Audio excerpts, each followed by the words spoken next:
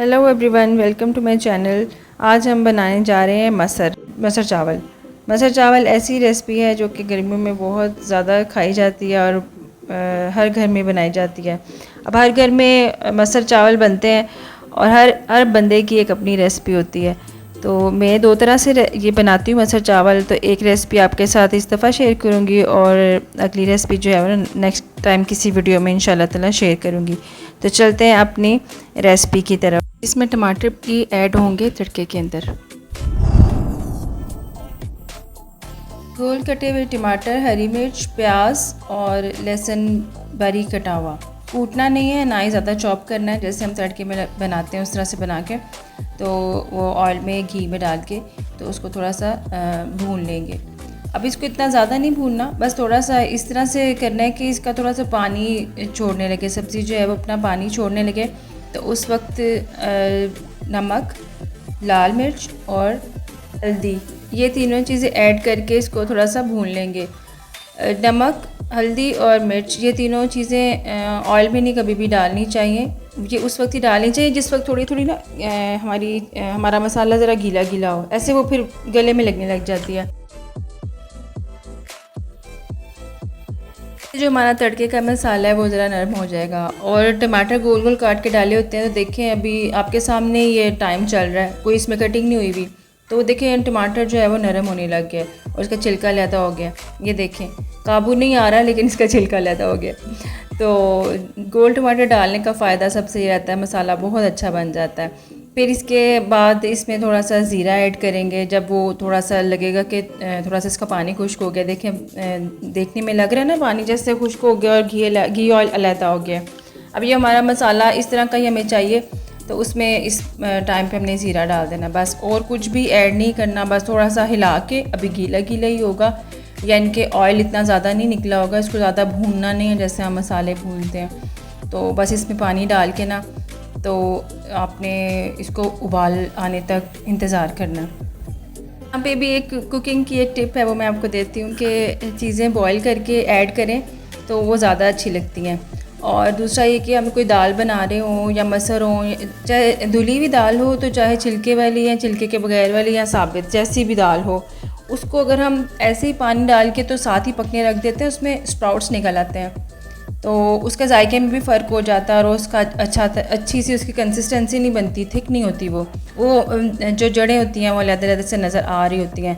तो ये कुकिंग में अपनी ज़रूर ऐड कीजिएगा ये वाली टिप कि चीज़ें बॉईल करके इसमें ऐड करेंगे। अब ये अच्छी तरह बॉईल हो गया तो अब इस टाइम पे हम इसमें मसर ऐड कर देंगे।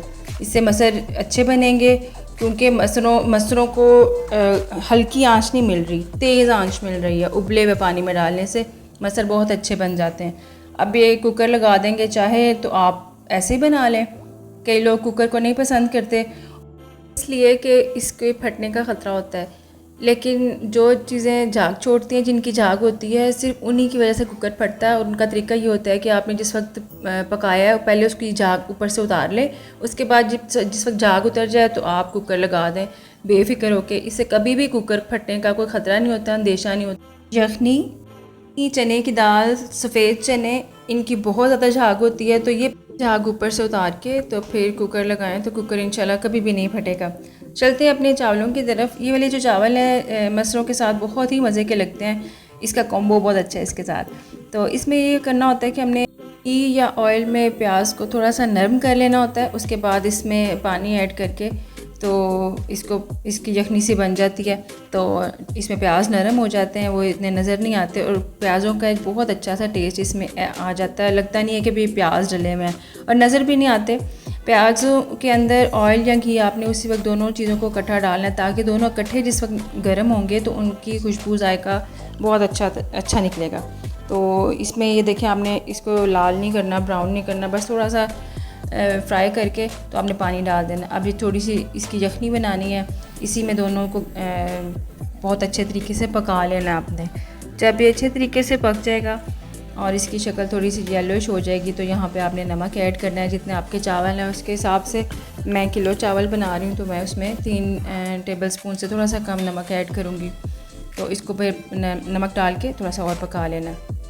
कुकर की सीटियाँ जोशो खरोश से चल रही हैं, कुकर बहुत सीटियाँ मार रहा है तो تو یہاں پہ اب تھوڑا سا اپنے چاولوں کو دیکھ رہے ہیں، اس کو سیٹیاں مارنے دیں، اس کی پرواہ نہیں آپ نے کرنی.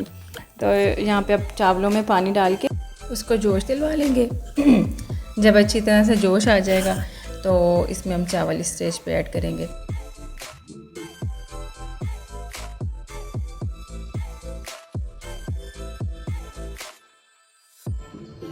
اب آپ دیکھ سکتے ہیں پیاز بالکل نرم ہو گئے ہیں.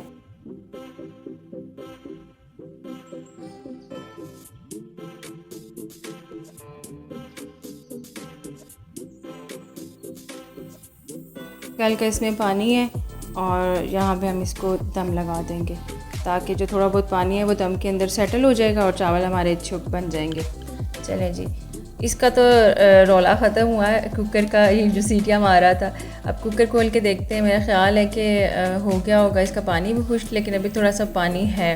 یہاں پہ اس کو اور تھوڑا سا تیز آنچ کر کے پکا لیتے ہیں. تھوڑا سا اس کا پانی جو ہے وہ خشک ہو جائے گا تو اس کی تھکنس جو ہے وہ بھی تھوڑی سی بڑھ جائے گی، تو ہم بھی خوش ہو جائیں گے کہ ہمارے جو مسر ہیں وہ اچھے بن گئے ہیں.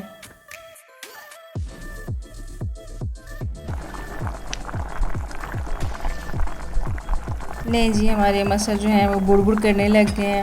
اور یہاں پہ ہم اس میں دھنیا ایڈ کریں گے. دھنیا کی وہی ٹپ ہے جو پہلے بتائی تھی کہ دھنیا ڈال کے تھوڑا سا ایک دو جوش دلوا لینے تاکہ دھنیا خراب نہ ہو. سردیوں میں یہ ایشو نہیں آتا، لیکن گرمیوں میں یہ ایشو آتا ہے کہ دھنیا خراب ہو جاتا ہے، اس میں جھاگ جھاگ سی آتی ہے. تو اس لیے دھنیا ڈال کے تھوڑا سا پکا لینا چاہیے. اب ہمارے جو ریکوائرڈ تھکنس ہے وہ مسروں کی آ گئی ہے. نیکسٹ ٹائم جب ہم کھاتے ہیں یا تھوڑے سے ٹھنڈے ہو جاتے ہیں یہ اور گاڑھے ہو جاتے ہیں، اسی لیے تھوڑی سی اس کی کنسسٹنسی تھوڑی سی پتلی رکھنی چاہیے. تو یہ ہمارے مسر اب پک کے بالکل تیار ہیں.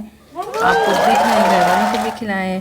آپ مسر کس طرح سے پکاتے ہیں کمنٹ سیکشن میں ضرور بتائیے گا. آج آپ نے کیا کھانا بنایا ہے یہ بتائیے گا، کیونکہ یہ عورتوں کا نیشنل سوال ہے ہماری پاکستانی خواتین کا کہ آج کیا پکایا یا آج کیا پکانا ہے. تو ملتے ہیں نیکسٹ ویڈیو میں. ٹل دین اللہ حافظ. اپنا بہت سارا خیال رکھیے گا.